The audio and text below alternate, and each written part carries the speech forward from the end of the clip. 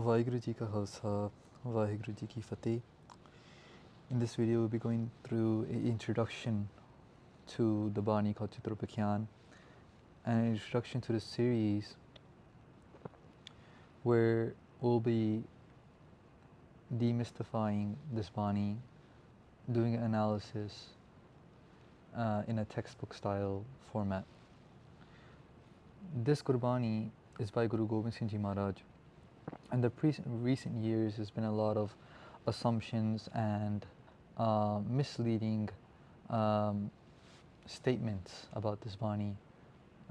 Some of them being that this is not the work of the Guru, some of them being that this has been created to delude Sikhs, some of them being that this is this creation of this bani is questioned. All those claims or those assumptions will today, in this introduction, we'll be going through them, and the answer to all those introductions lies in this book that we'll be using. This textbook is called Sri Guru Granth Sahib Ji. This textbook is called Sri Dasam Granth Sahib, Facts Beyond Doubt. It's a book by the Sri Guru Granth Sahib Ji Academy from Malaysia, a beautiful society, a beautiful organization that does a lot of work in many respects.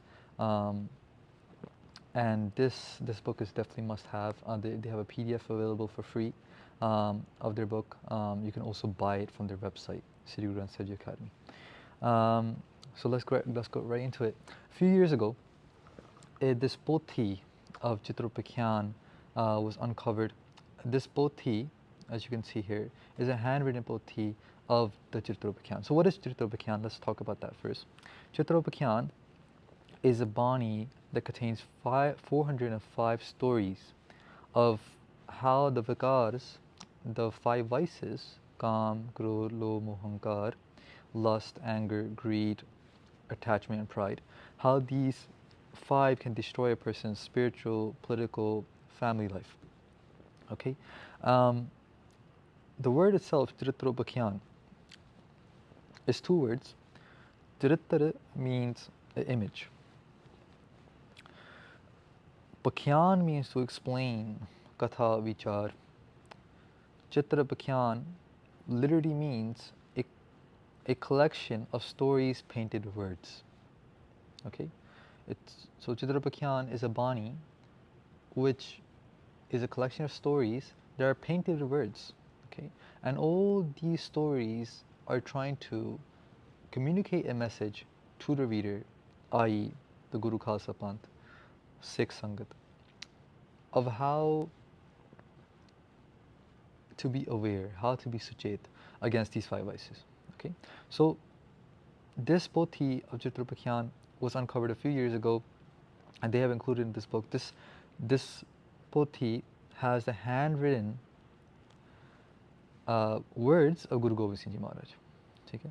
So you see here this very fluent type of writing style. This is Guru Gobind Singh Maharaj's own handwriting, and needless to say, it's been confirmed. That's why we are talking about it here.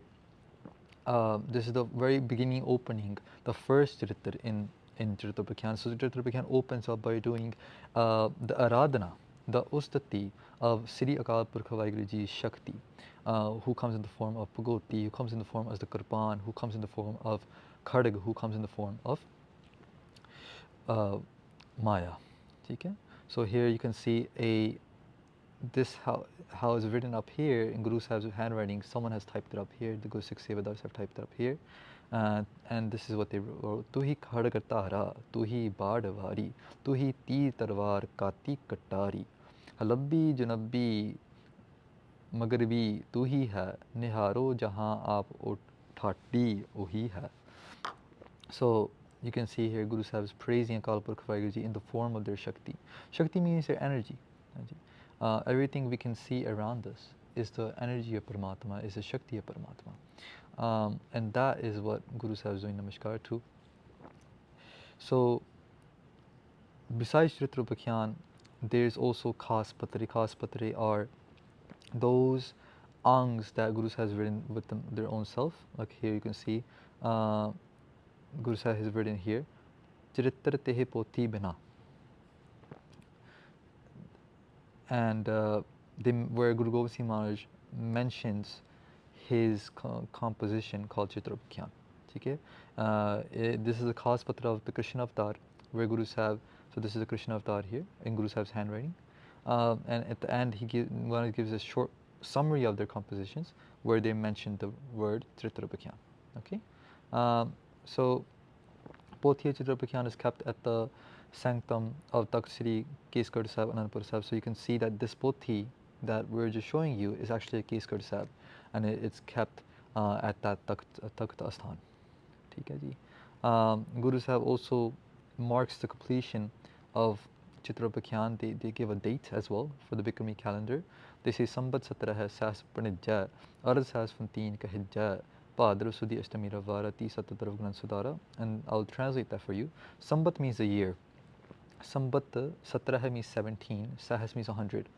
Pranijja means is stated. So Sahas 1700 was the year. Ard Sahas. Sahas again means 100, Ard means half, a half of 100 is 50, Fun teen kahijja, Fun means fair, teen means 3, kahijja means to say. So 50 plus 3 is 53, 1753. So these two lines equivalent to the year 1753 of the Bikrami calendar. So the Bikrami calendar is the calendar that was used at that time primarily, especially in South Asian poetry. In a lot of Gurbani dates refer to the Bikrami calendar. Bikrami calendar is about 57 years ahead of the Gregorian calendar. Okay, the Gregorian calendar is referred to as Isvi in Punjabi. So the Isvi calendar, the Isvi Samvat, it is 57 years behind the Bikrami calendar. Okay? So here in this Chopai, Guru Sahib defines the year Charitropakhyan was completed, which is 1753 Bikrami, which translates to somewhere in the late 1600s, 1690 something. Okay. Padrav Sudi Ashtamira Vara. Padrav Sudi. Right? The month was Padrav. Padrav was the month. Sudi is the phase of the moon. Okay.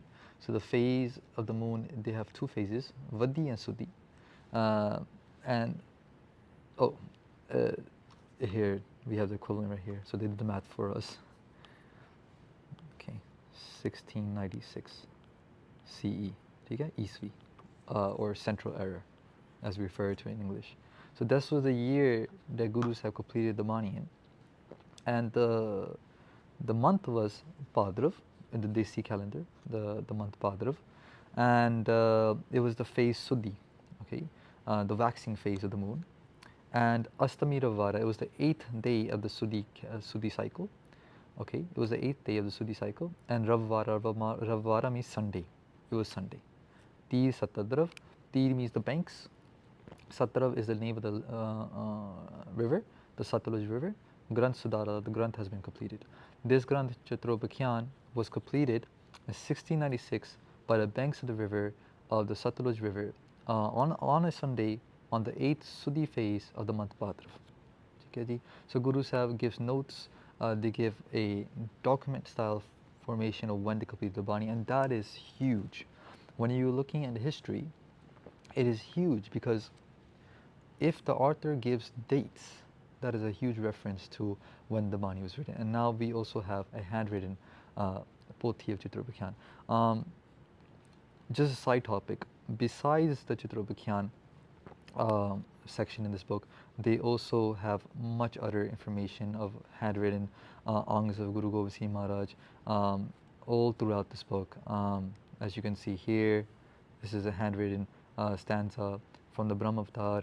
And they also type it up as well, so you can read it, because Guru Sahib's handwriting is much like a signature writing. There's not much, it's very hard for a normal person to read Guru Sahib's handwriting. And you can also see here that what they did was, they even found a Swarup Pai Mani Singh Ji, Shaheed, who has written a Swarup, which is presumed to be in Delhi at this time, which combines Ad Guru Granth Sahib Ji and Dasam Guru Granth Sahib Ji at one bead. So which has the Bani of of all Guru Granth Sahib Ji and the Guru Granth Sahib in one stitching. Okay, and you can see here the handwriting folio is the same as by Mani Singh Ji. By Mani Singh Ji was actually writing down exactly what Guru Gobind Singh Maharaj wrote down. Okay? So again here another folio of Guru Gobind Singh Maharaj's handwriting. So very beautifully done, the Guru Granth Sahib Ji Academy, with this amazing work, the 24 Avtara. This is all handwritten by Guru Gobind Singh Ji Maharaj. And if you keep going forward, they also even have a job set that was written by Guru Gobind Singh Maharaj themselves, very old, but you can also do darshan of that in this poti. If I can find it, I'll show it to you guys.